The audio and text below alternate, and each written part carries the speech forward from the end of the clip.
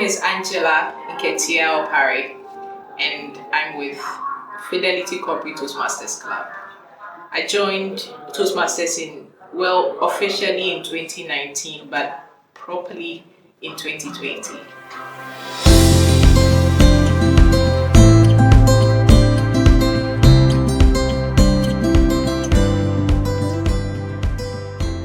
I went for a training at the banking college, and I met one of the trainers who I found to be spectacular amongst all the trainings I've attended. And that person happened to be Papa Archest. So I approached him and I told him, how do you speak so well? I wish I could speak like you. And he told me all about Toastmasters. As the cliche goes, the rest is history. So my interaction with Papa is what pushed me to join Toastmasters. At the time, I didn't even know we had a club in the bank. But when I went back, I went to do all the inquiries and I found out we had a club and I joined. And here I am today.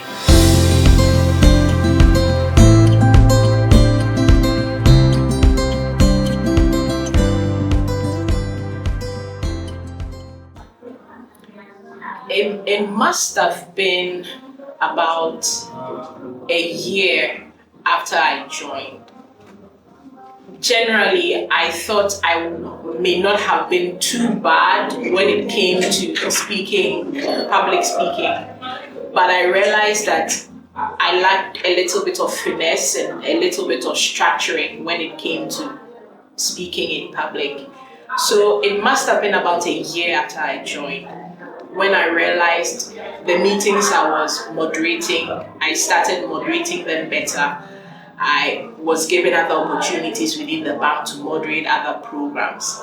And that's where I started feeling the real impacts that the Toastmasters training had had.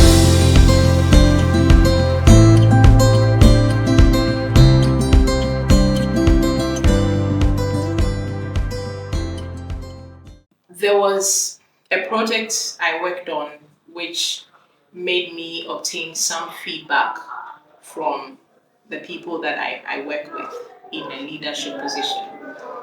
That was one of the most profound projects that I ever undertook because it made me understand that as a leader, of course, you're not always right, but sometimes people have certain sentiments and certain perceptions just because you do not communicate in a certain way at a certain interval.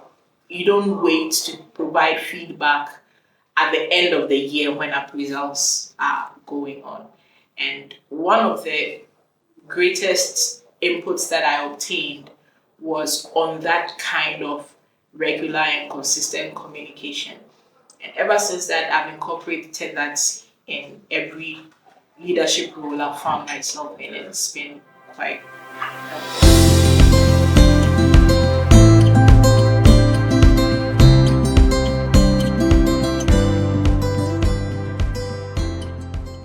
It's been exciting.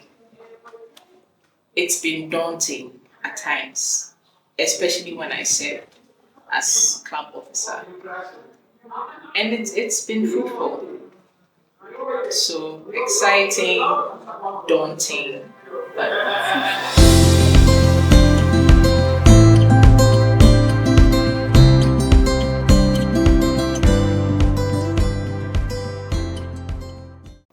Yes, I do. It was an international speech contest, and one of our club members, Esteban, was giving a speech on waiting for Godin. It started off very funny, didn't know what to expect. But at the end, he made us understand that you can sit in one place and wait for your miracle to happen. But actually, you should go on, do it now. And that's when your miracle will actually occur.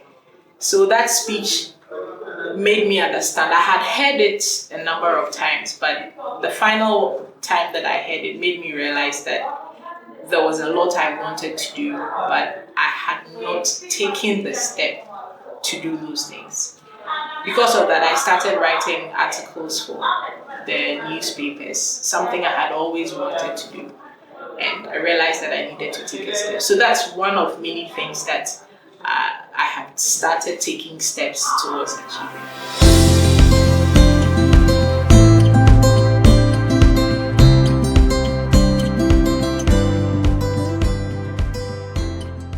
Oh, definitely. Dr. Sue was very prominent in my early days in Toastmasters. She taught me something important about branding, how you brand yourself, how you carry yourself. I learned a lot in that aspect from her. I can also look at someone like Jeremy Quinn, who was the president when I joined Toastmasters. Fairly young guy, but you can see the impacts that he's had in his field. And so he also taught me a lot about how you carry your message, what makes you you, and trying to highlight that in every aspect that you find yourself.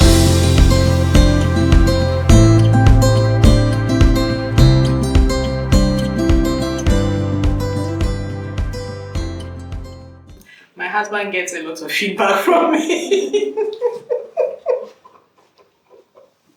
because I've learned that feedback is important for leaders. And as he's my leader in the marriage institution, he tends to get a lot of feedback. Well, sometimes not so well, but I think he's been good so far. The networking has been incredible.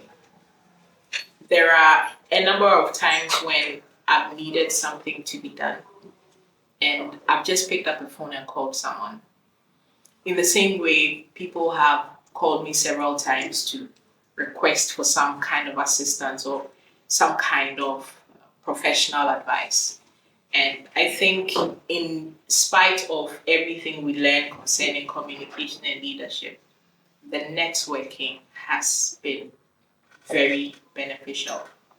You know, in the community, we have very important people, but we take it for granted that you have people like Mr. Samuel Enyim, you have people like Dr. Loretta, Dr. Susie working amongst us. They're very influential people that you can leverage on your connection.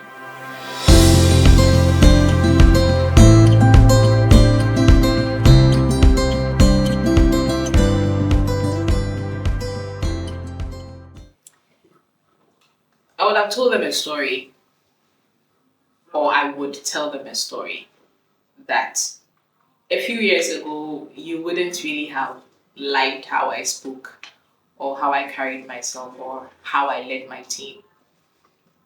Anything that you see green flourishing now, it's taken a lot of work and a lot of sacrifice to get to that point. So if you are seeing me in this way now, it tells you that it is possible for you to also get there if you are prepared to put in the work and you are prepared to commit to the journey.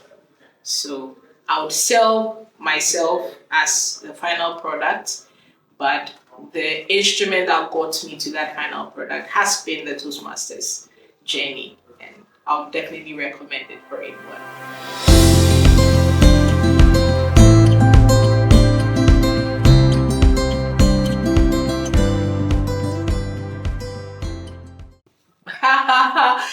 You know, the ultimate club in Ghana. I mean, at the time I joined, it was Joe Latte Toastmasters Club. At the time I joined.